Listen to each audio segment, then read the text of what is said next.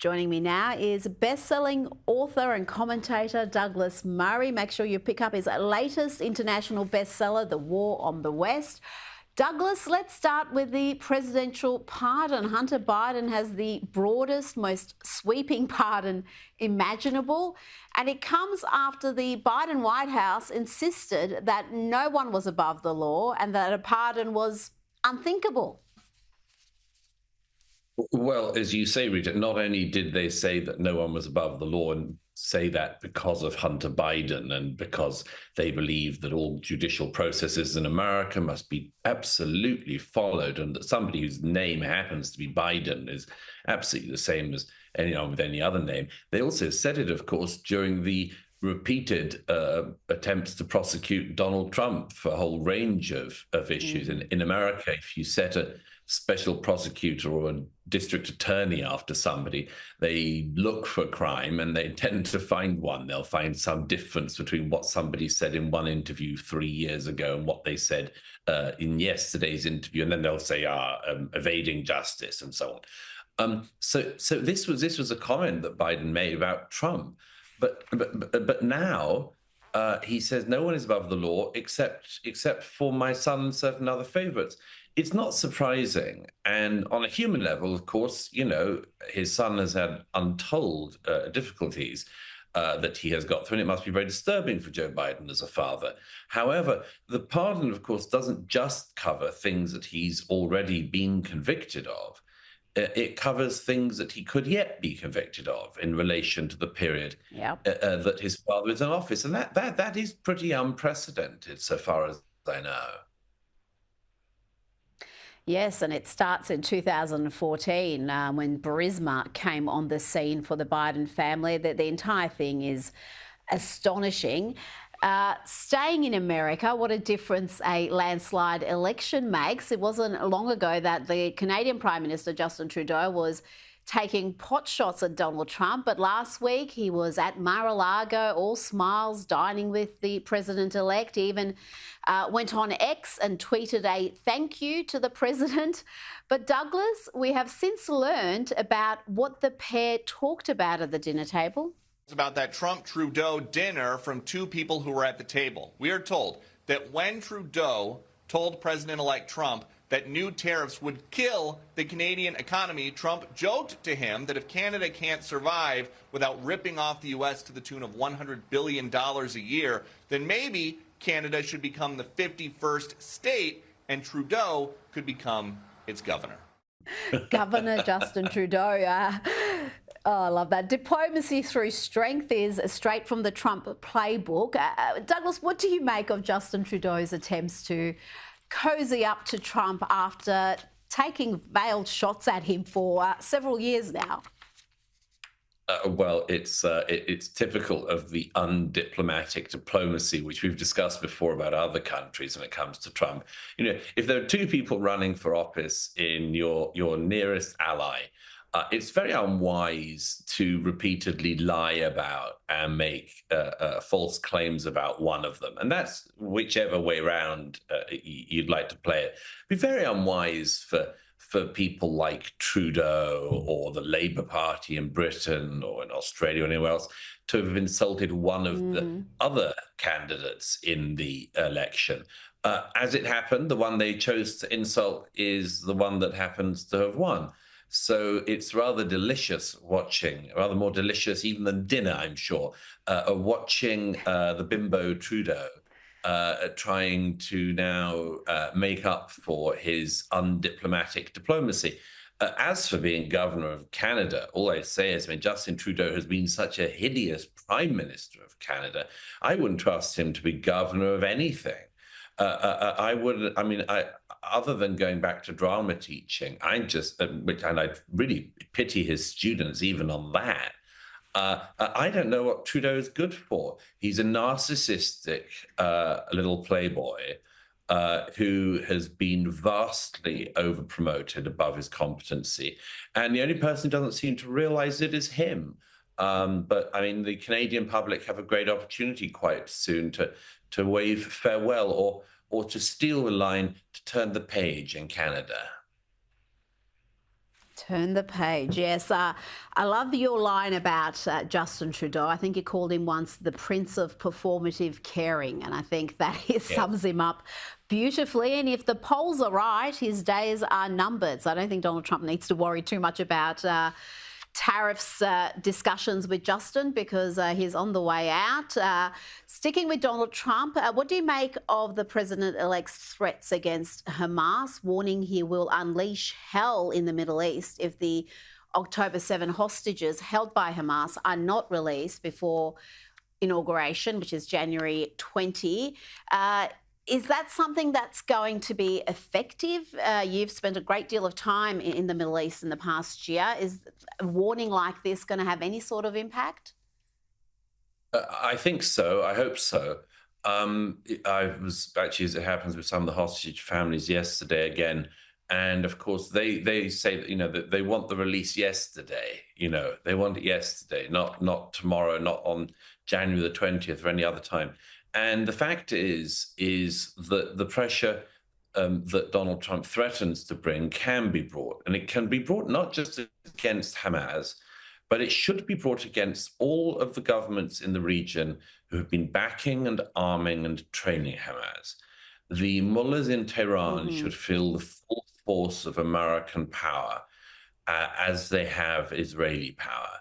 Hezbollah, the government in Qatar, the corrupt Hamas-supporting, Hamas-owning government of Qatar, the government of Turkey, which is now hosting more of the Hamas leaders than it did a few weeks ago.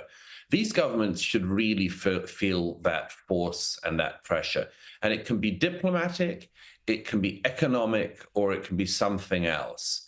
But a very clear message needs to be sent. Hamas started this war by murdering, slaughtering, and kidnapping Israelis. These hostages should have been released on 8th of October, and if they had have been 2023, and if they had have been, this war could have been avoided. But they started the war, and the only person that can really end the war is them, by handing back the hostages and, alongside it, making it clear that this will never happen again. This is in their power. And only some of the dimmer bits of the international media and parts of the Biden administration ever thought otherwise. The hostages are not being held by Benjamin Netanyahu. They are being held by Hamas. Hamas has to release them. It has to release them now. Now to France, and after extensive damage, the magnificent Notre Dame will be formally reopened by French President Emmanuel Macron. But Douglas, Pope Francis will not be there. He will not be at the December 7 reopening, in a move that has upset many, including a number of French bishops.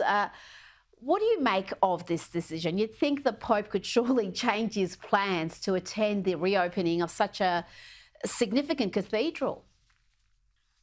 It is slightly surprising. I don't know, maybe it's health reasons, maybe it's something else. But when you mention the significance of Notre Dame, I mean, I think that I hope that the reopening really does remind the French and other publics of what was almost lost there. Everybody remembers those horrific photos of Notre Dame on fire. And the fear that I think any civilized person has that we could have lost this great tribute to faith and more. And sometimes when you come very close to losing something like that, it should make you love it and think about it more. And I hope the French and other publics do. It's not just that Notre Dame is a stunning work of architecture. It's also a cathedral of faith. And we'll see, but maybe the public and the reopening of this can remind people of that. I certainly hope that Emmanuel Macron and others in the French government don't simply regard this as being a fine restoration of a mere piece of French history. It's far more than that. Absolutely, culturally so significant. The Pope has prior engagements, so he is expected elsewhere, but I just would have thought this was significant enough to change those plans. Before you go, I want to play you a little clip from California Governor and possible future Democrat presidential candidate Gavin Newsom. He's incredibly boasting about California's record in tackling homelessness. We have a national model. What Proposition 1 did is it reinforced that model, provided more resources to advance that model, and we're very excited to get those dollars to work. Oh, goodness me. The Democrats don't have a great deal of talent, so he is still up there as a prime candidate to be the future presidential candidate. And he's boasting there about California's record, despite the fact that the state is responsible for 1 in 2 unsheltered people in all of America. And they have this enormous issue, Douglas, with homelessness, with crime, with illicit drug abuse. Despite huge resources being devoted to tackling these issues, they're spending around $47,000 a year per homeless person, and yet the problem doesn't seem to be diminishing. No, because idiots like Gavin Newsom have done a number of things in recent years. They have incentivized illegal migration. They have incentivized people moving into their state. They have made sure to punish everyone who is law-abiding. People like shop owners who don't like human feces on the pavement outside their stores. They've made sure to punish all legal homeowners in California, whereby you can get an illegal encampment or an illegal tent or homeless throwing up of a shelter, temporary shelter of some kind, on somebody else's property. And there's nothing that the people can do about it. There's nothing that the law-abiding, hard-working taxpayer that we always hear about is actually allowed to do when it comes to dealing with an often illegal, non-tax-paying, law-breaking person who's squatting. And I'm afraid Governor Newsom created that situation. He created it in San Francisco. He created it across California. This is his fault. So when he starts to boast he's getting to work and putting tax dollars to work, first of all, good luck on the tax dollars thing, because he's been superb at chasing talent and high net worth individuals out of his state.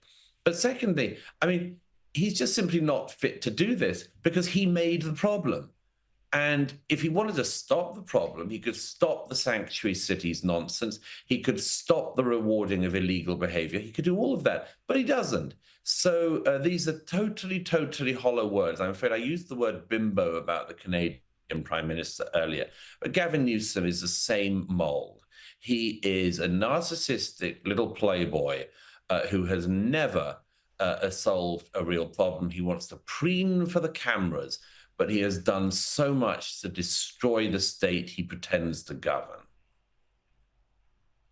He is certainly very good at preening, but you can't deny the fact that he is attractive and charismatic means something. To me, he is the front runner for the Democrats. Do you think there's anybody else who stands out? So they're saying that Kamala Harris wants to run again in 4 years, God forbid. Can you see that happening? I hadn't heard that rumor, Rita. I would have thought that if Kamala wants to run again, even the Democrats have enough survival instinct to be able to say, didn't work out so well last time.